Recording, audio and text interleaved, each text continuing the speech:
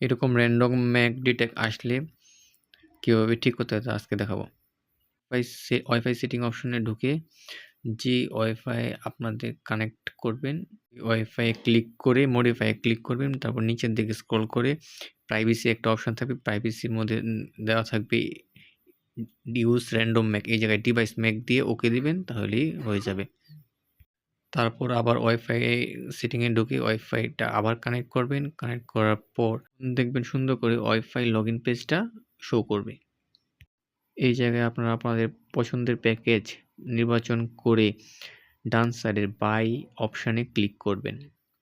তারপর এই জায়গায় পেমেন্ট গেটওয়ে ক্লিক করবেন, নিচে বিকাশ ক্লিক করবেন। তারপর আপনার নিজের মোবাইল নাম্বার লিখবেন, যে মোবাইল নাম্বারে মেসেজটা যাবে, পিনকোডটা যাবে আর কি। তারপর নিচে পে নাও বাটনে ক্লিক করবেন। এখন বিকাশ, এই জায়গায় আপনার বিকাশ পেমেন্ট ওয়ালেট নাম্বারটা দিবেন, বিকাশের নাম্বারটা। তারপর কনফার্ম বিকাশ নাম্বারে একটা সিকিউরিটি কোড যাবে, 6 সংখ্যার সিকিউরিটি কোড দেওয়ার পর বিকাশ পিন নাম্বার দিবেন, পিন নাম্বার দিয়ে কনফার্ম করবেন। কনফার্ম করার সাথে সাথে আপনার বিকাশ থেকে পেমেন্ট কেটে নেওয়া হবে। তারপর আপনার দেওয়া নাম্বারে অটোমেটিকলি একটা ভাউচার কোড মেসেজের মাধ্যমে পেয়ে যাবেন।